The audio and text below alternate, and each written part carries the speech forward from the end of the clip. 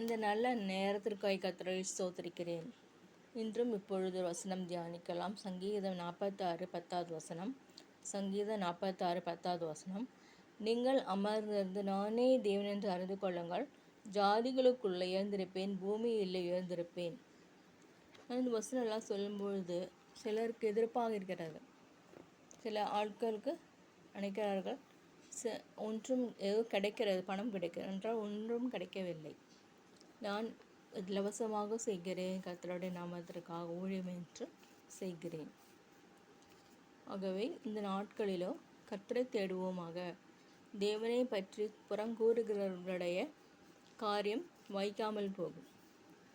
அவ்வாறாக பேசாமல் இருப்போமாக, எழுதாமல் இருப்போமாக. மனிதர்கள் அநேகர் இன்னைக்கு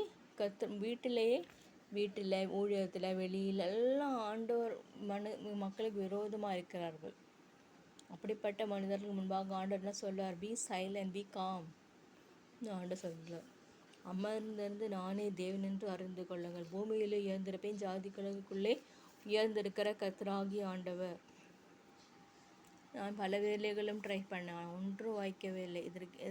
இதனால் என்ன தெரியும்? ஆண்டவரோட ஊழியத்துக்கு ஊழியம்தான் என்று ஆண்டவர் காட்டுகிறார். நீங்கள் அமர்ந்தது நானே தேவன் என்று அறிந்து கொள்ளுங்கள். பூமியில் எழுந்திருப்பேன், ஜாதிகளுக்குள்ளே எழுந்திருப்பேன். அநேக மக்களுக்கிடையில் இயேசுவானவர் தோன்றுவார். அப்பொழுது தெரியும் அவர் பராக்கிரமசாலியான கர்த்தர். அவர் மீண்டும் வருவார், ஏஞ்சல்ஸோடு கூட வருவார். அப்பொழுது நாம் இருக்க வேண்டும், நம்முடைய பேர் ஜீவ புத்தகத்தில் வேணும். அதற்காக நம்ம என்ன செய்யணும்? கிரீடத்தை யாரும் எடுக்காதபடி உனக்குள்ளதை பற்றி கொண்டிரு. அவ்வாறாக இருக்க வேண்டும்.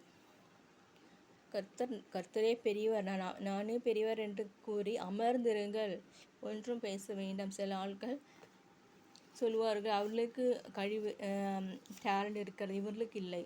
அப்படியெல்லாம் சொல்லும் பொழுது தேவனுடைய மக்கள் தூஷிக்கப்படுகிறார் அல்லவா?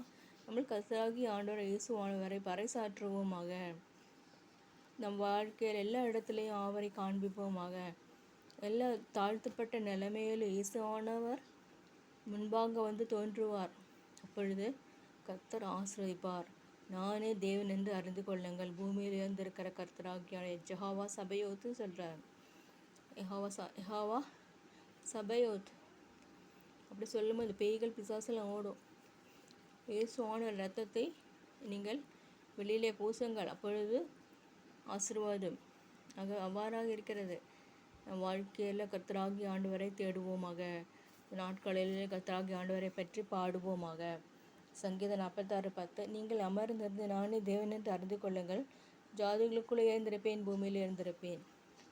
கர்த்தராகி ஆண்டவராக இயேசுவானவரை பிடித்துக் கொள்வோமாக. அவரால் நம்மளை ஆசீர்வதிக்கிற தேவன்.